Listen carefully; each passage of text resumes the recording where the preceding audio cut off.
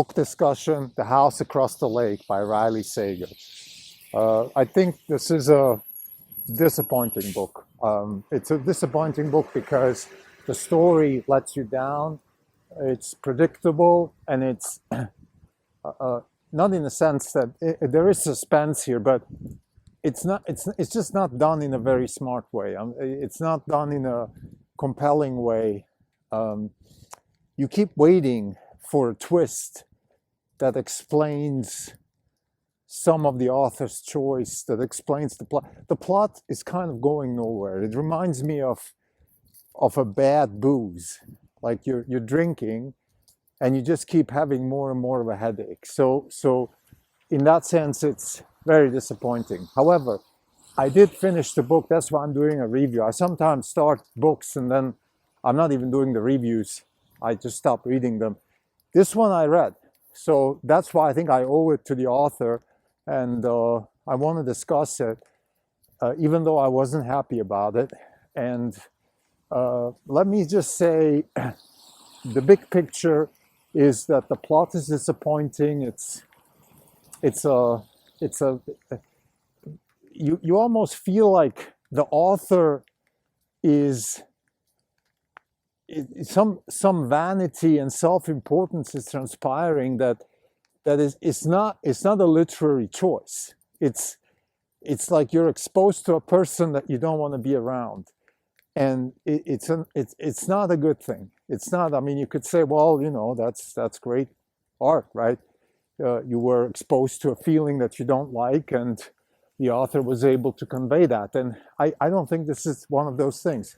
I think that the author has been drenched in vanity and self-importance, and that comes across in the book. So it's painful to read, and the longer it goes, the more painful it gets. I think the performance also on the audiobook is questionable. It's all right, but I've seen much better performances than this. So overall, it's not recommended. I don't think you should spend money and time on this book. But since I've read it, I want to also say a couple of good things. I think it's actually a well-done analysis or a well-done storyline of addiction, in particular alcohol addiction. I think that's actually pretty well done. So you get a good sense for what it feels like to be addicted to alcohol and why people choose to be addicted to alcohol and how it feels. And then also you can flip the positive into the negative into a positive, in a sense. The vanity and self-importance that transpires through the main character is so painful that you have to give the author some credit. This is not even on podcast.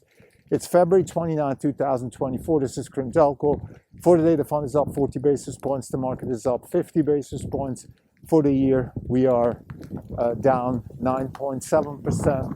The market is up 5.5%, on the by 15.2%. The House Across the Lake by Riley Sager. Again, it's a book that lets me down. I think I was very disappointed about the book, and I don't think it's worth reading. But because I have finished the book, I will do the review here and also talk a little bit about some of the positives. But overall, the main reason is just the story. It's a bad story. It's not written well.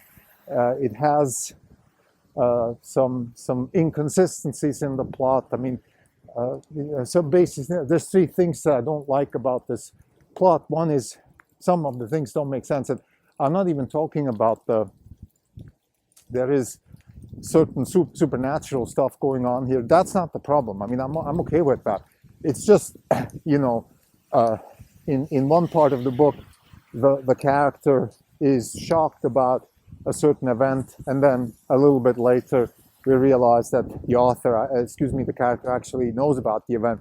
So inconsistencies like that. It reminds me of the show Yellowstone, where the writer has done similar things where certain characters just, seem not to have any memory, or sometimes have more than one memory, things like that.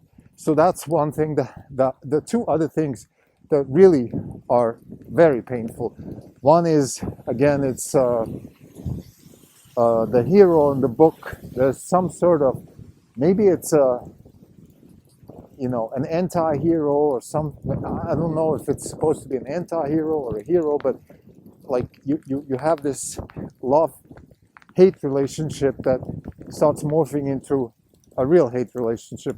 Like in the end, you want the supposed hero of the book, you want her to die. I mean, that's at least my perception, because like enough already, enough already.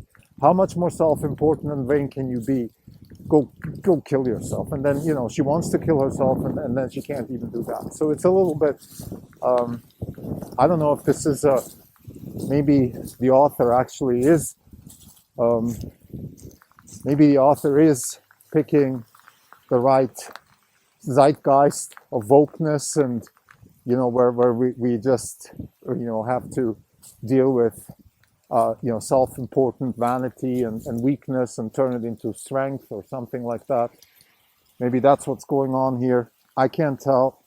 But there is just a very unsatisfying relationship that the reader gets with the characters. Not the main character, but there's a couple of other characters here too that are just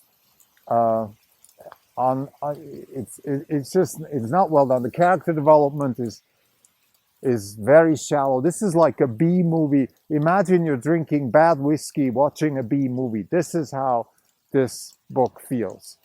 On the positive side, I think the author has some skill in depicting addiction and the feeling of addiction, you know, in particular alcohol addiction. I think there is some of that. You have to give her credit for that. I think it's a she. And then actually one of the negatives in the book, which is the overwhelming vanity and self-importance and entitlement that just transpires across the book, in particular through the heroine of the book. It's just so painful that maybe you have to give the author some credit. So to summarize, The House Across the Lake, don't waste your time, don't waste your money. It's just a B movie. It feels like a B, not just a B movie, but you're drinking bad whiskey while you're watching a B movie, and your headache is just getting worse, and you have no, you just have no capacity. In the end, you just have to drop the book and or give up.